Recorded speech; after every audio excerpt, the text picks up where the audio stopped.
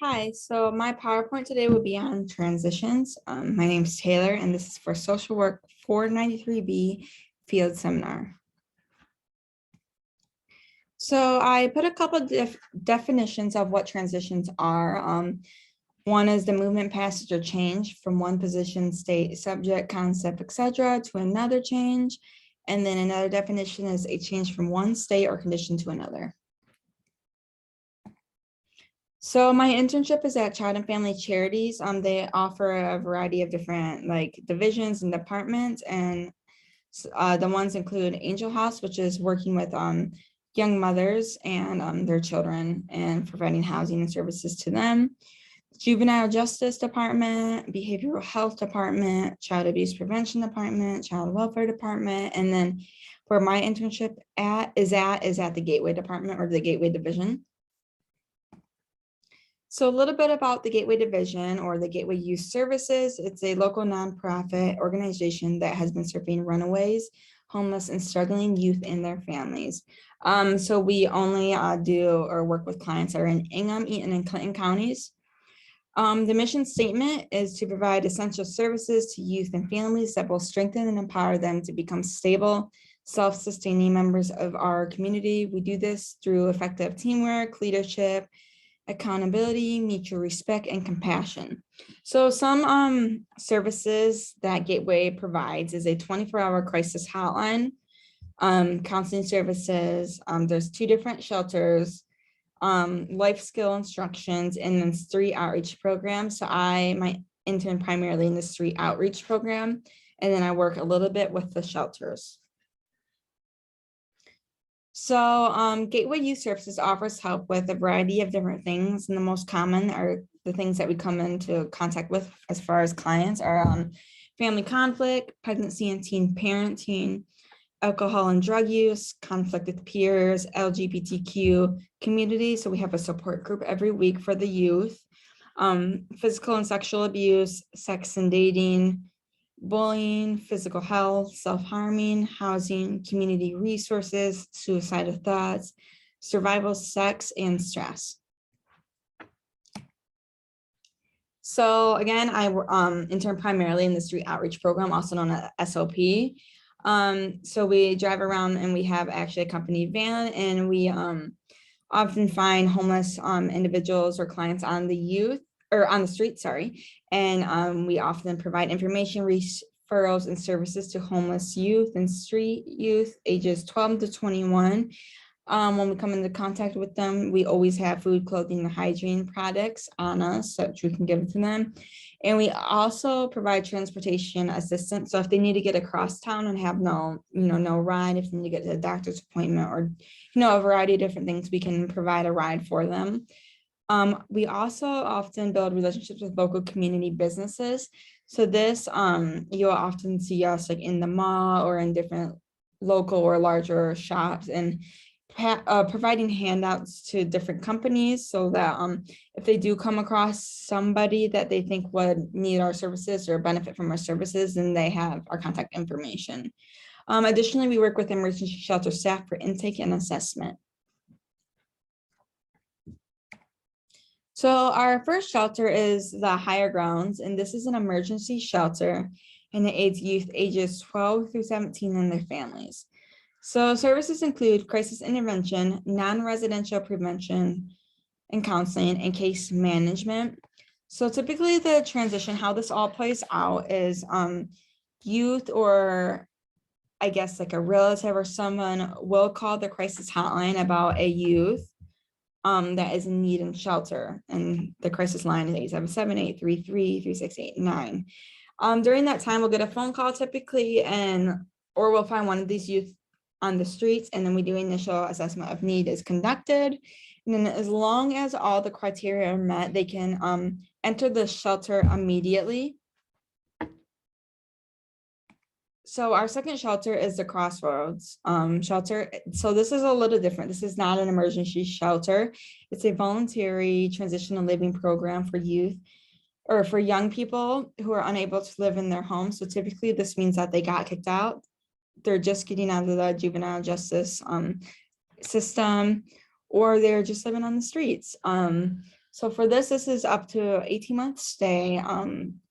Youth or young adults can typically stay less, not really more so more in this aspect. This is a 24-hour supervised group residence, so there is always going to be staff in the shelter because they're all underage. Services that are included are not only the shelter, but independent living, skills training, counseling, case management, employment search, tutoring, healthcare, and residential assurance. So the transition to this is, again, we can get like a phone call, or we find one of these youth on the streets, or they're often referred to us. And this is like a longer transition program because it consists of like an application process. This is not something that just anyone can get into because of our limited space that we have. We do a background check, so we're typically not going to have someone who is untreated mental illness, because that can often be like triggering for others in the household.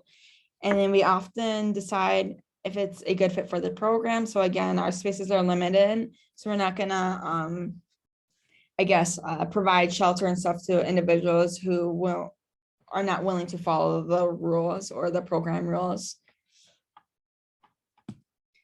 So as far as the program rules or the requirements for the long-term shelter, also known as the Crossroads, is participants must actively participate in their own rescue. So this is also a voluntarily shelter. So this is not something that, anyone can come into or just like court ordered. They have to be willing and wanting to come into our rescue. We cannot force someone to come into our shelter, sorry. So clients cannot be in the foster care system, and this is strictly due to how the grant money works. Clients must abstain from alcohol or other drugs, and we often do some random drug testing, and they must do that. They must pose no physical threat to themselves or others. Again, that can also be triggering if there is some aggression. Clients must be motivated to work towards independent living and self-sufficiency. So we have also mandatory programs. So clients must either be enrolled in school, so attending a public school, or working towards a GED, having some form of job, or doing some community service work, so some volunteer work. So this is just a little overview, or just kind of like a summary of what I just talked about, more in a visual aspect. So basically, again, I'm in the street outreach area or the department, and then we come across youth, so they're referred to us, or we find them on the streets, and we kind of decide what two programs best fits them. So they need an emergency, also known as higher grounds, or more of a longer stay.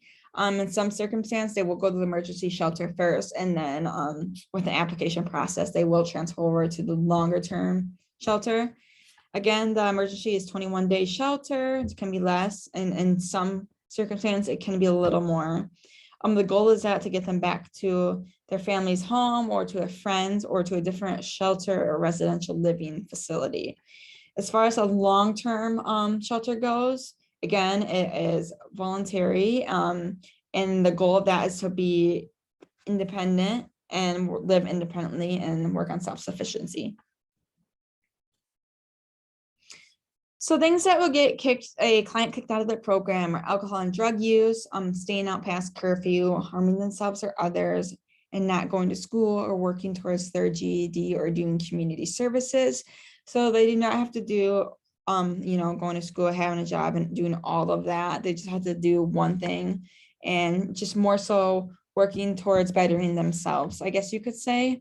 And as far as harming themselves or others, that is often a immediate eviction or dismissal from the program. So typically the first warning is verbal, the second is written, and then third is an eviction notice, and they typically have 30 days to leave the shelter. So despite them getting kicked out of the shelter, the case manager will often help them transitioning to a different shelter or hospital or families, or etc. And the case manager will also help them find other resources of things that may better fit their lifestyle or their needs that are not within our organization. So this is just facilitating transitions and procedures, kind of about what each transition consists of. So our first is the street outreach program, and we do more of the assessment. So like the basic needs. So what do they need then and there besides shelter? So like food, clothing, etc. And then the background check. And then we're not going to take someone that is in, depending on the severity of, the law or that was broken or whatever they might be in the system for. We will not take someone that is, violently or has some pending cases against them. So, and then again, meeting with staff members in the department to determine who's going to best thrive in our environment and I guess like reach their fullest potential and do good and actually benefit from our program, not just a place to stay. So after we get them off the streets, it's depending on, or we decide on like, the program or shelter, and during that we provide resources necessary to them to those that need it. After they decide what shelter, it then consists of actually physically entering the shelter and during their stay, whether it be in 21 days or the longer term 18 months, there is case management. And regardless of if it's more of a shorter term and longer term, the end goal is independent living or in safety shelter and keeping safe and reaching their fullest potential. So as far as follow-up care goes, it just depends on the circumstance. Some clients will need continued case management, and some clients will also need continued outreach services, so food, clothing, drop-offs, and transportation.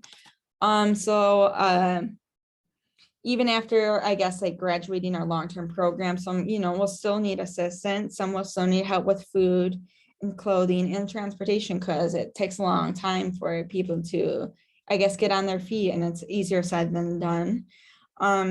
Even after leaving our program and say you live independently, we still offer things like if someone needs help with, I guess, applying for housing vouchers or health insurance or a variety of different things, that is also something that we can help with. So if we do not hear from somebody, we check in after 30 days. And then it goes longer with 90 days. And if we don't hear from somebody, or if they even say they no longer need our services, then we just put them on the closed list. So we can provide, any assistance to individuals up until they turn 25.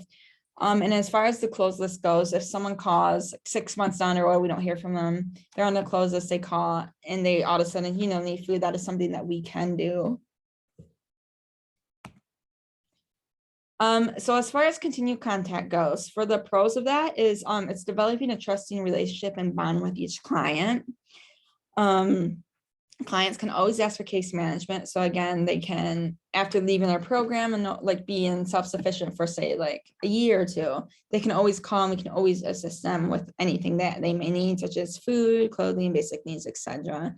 And then also this goes with the developing a trusting relationship. Sometimes clients just need someone to listen or just someone to talk to, and that might not even necessarily be in a clinical aspect, but just by like actively listening can help a lot of them just get whatever's off their chest off. And that seems to be extremely beneficial to some of them. So some cons of continued contact consists of unhealthy relationships. And that goes like not having boundaries. And with that being said, we can only provide outreach services, so like, transportation, food, clothing, and basic needs during our office hours. And sometimes people will call it inappropriate hours, 2 or 3 in the morning. And I guess like, want us to do something, and that is not something that we can do. And it kind of becomes, a little upsetting for some staff members. And then another thing is clients, although we like offer many different, assistance and help with individuals, there's a lot of things that we don't offer. And some clients like want us to do that. Again, some want us to be like a therapist, and none of us are clinical therapists. So that is not something that we can do, even though we can do like a short-term listening ears. They need, advice here and there, but for more intensive therapy, that's something that we cannot provide. And here are my references, and that concludes my PowerPoint. So thank you for listening.